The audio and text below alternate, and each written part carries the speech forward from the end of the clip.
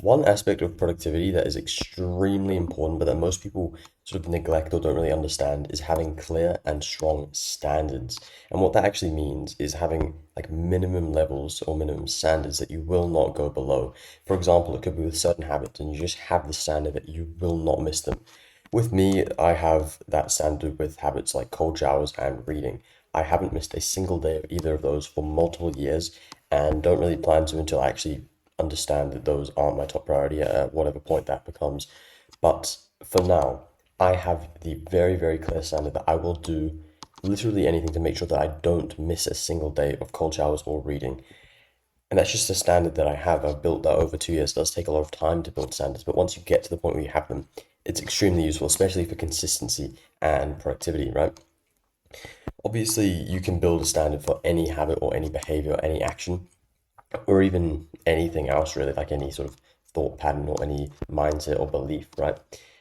But standards are real, just like insanely powerful once you do actually build them. Because, like I said, you can get to multiple year habit streaks with consistency on certain habits. You can build insanely strong habits, such as with deep work or something like that, right?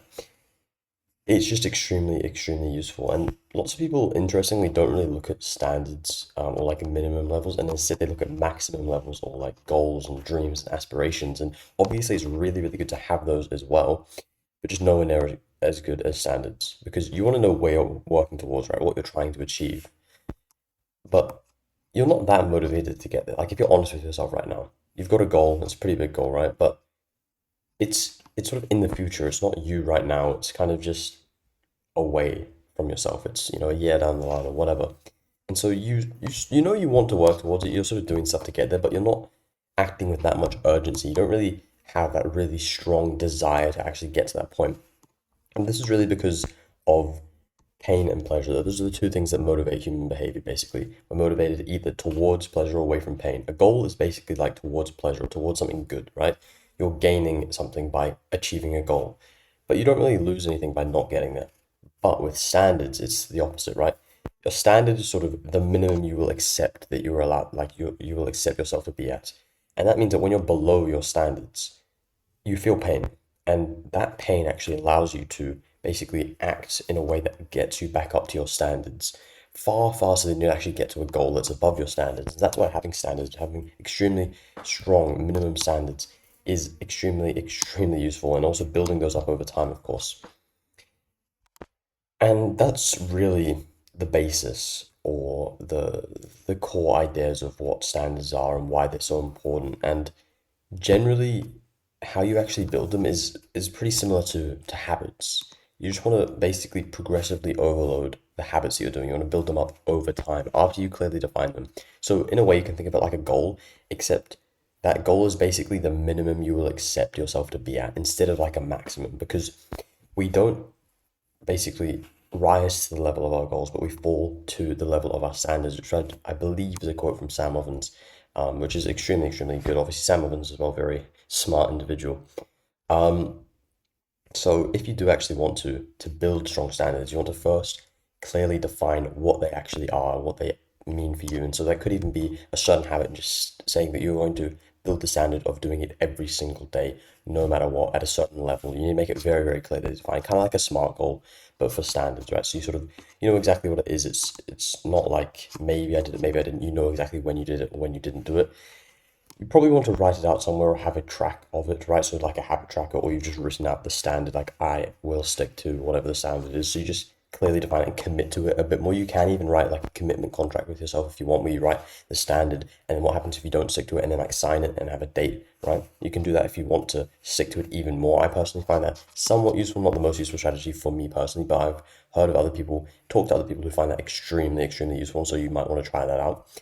And then what you want to do is basically, like I said, progressively overload it, like increase the standard over time. And so your standard right now might be pretty low, like relative to what you want to get it to in the future. And so maybe your standard right now is just having a 10-second cold shower in the morning, which is honestly, you know, maybe it's difficult for you at the start. It probably was for me when I started my cold showers out like almost 3 years ago at this point.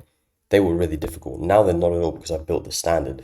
But at the start, my standard for what a cold shower counted as for me and how long I was doing cold shower for, it was a lot lower. But that's fine because you just want to build the habit of doing it at a certain level for whatever that standard is generally. You want to build it at a certain level. Then what you want to do using like habit tracking basically is after you feel like the standard you're at is basically it actually becomes a standard. Like it's just non-negotiable. You're going to do it every single day. It's not difficult.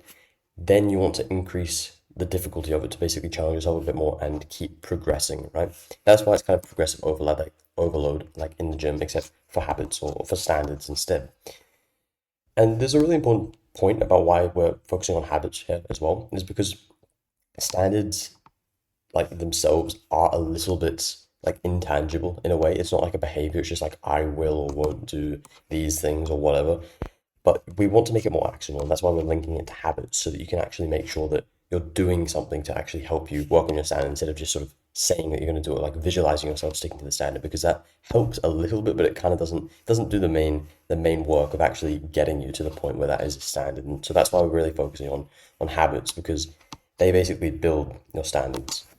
So coming back to the actual method for it, like I said, once you get to the point where that habit or that standard basically becomes automatic and actually is a standard, then you want to increase it. And you basically just keep doing that forever. Whenever you get to the point where the standard is pretty much just non-negotiable, you increase it again. And so I did this with cold showers. That's one of the examples I've already mentioned quite a few times.